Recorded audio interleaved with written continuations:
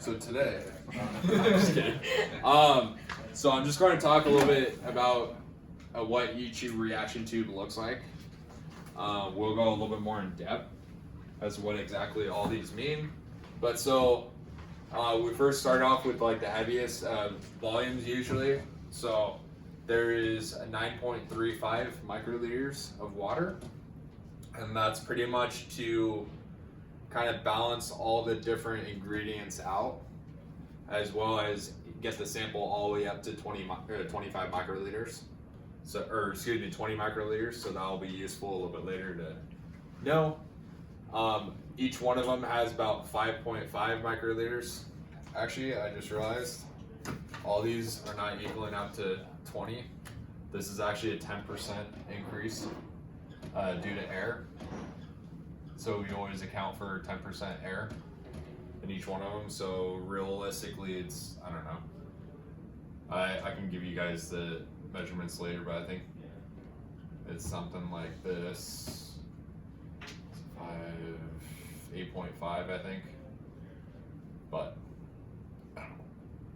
We don't really need to know about that right now. But so anyways, each one of them, you got the 5.5 TACman, and then the primer and probe 1.65, and then sample 5. So do you guys have any questions as to why this is lower in comparison to TACman or anything like that? Why is it lower?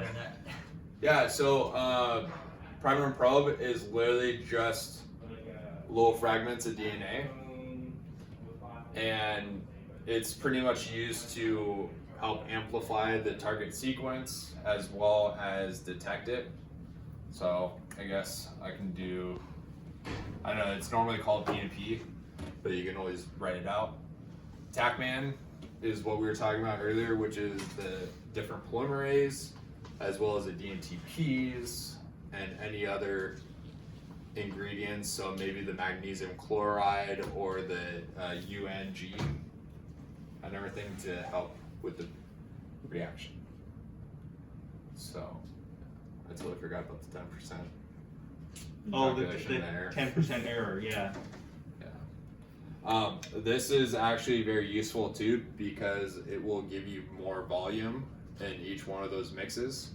So kind of gives you a little bit more wiggle room instead of gaining right at, say, the 20 microliters. I don't know, or the 15 that you dispense. Yeah, you based on you always want to have 20. So whatever, if you actually end up having to use more primer and probe, then you're going to compensate with the water, and you fill it up to 20 with water. So the water is the most important, or it's the least important part, but you're always going to make up the rest of the tube with water to equal 20. So the primer and probe is there, the TACman is there. TACman is generally always the same. The primer and probe might change because you're going to have different concentrations of primer and probe that are going to work better than others, and that's some of what we have to troubleshoot. So you might have between 1 to 2 microliters of primer and probe. So that is what's going to vary on your water. And another thing too to note, that the primer and probe mix could also change too if you're doing a single plex versus a multiplex or even duplex. So in this lab, currently we're doing a duplex.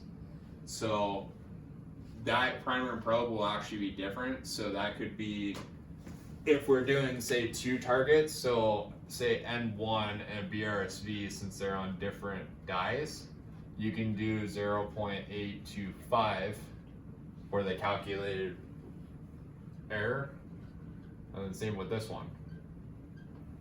So it could change like that too. But in the simplistic way of saying it, you can always just sort it back to that. Say it as a total amount.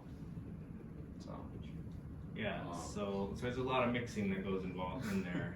Are you going to talk about what the master mix is and the common mix?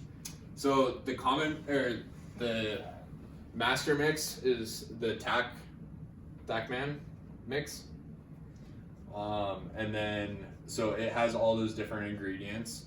So the 2 different polymerases, the DNTPs, and the other ingredients, I don't know. Yeah. Does it have magnesium chloride in it? Probably in the Probably. TACman. Yeah, but that's just the master mix is just It's that not too much. TACman mix. Yeah. So And then the common mix is the primer and probe and the TACman mixed together. yeah, that's what I understand as a whole thing. Yeah, because that's not going to do anything until you use it in the PCR machine. And so it's sometimes useful. Well, you always want to put the sample in last because the sample is the thing that's going to contaminate everything.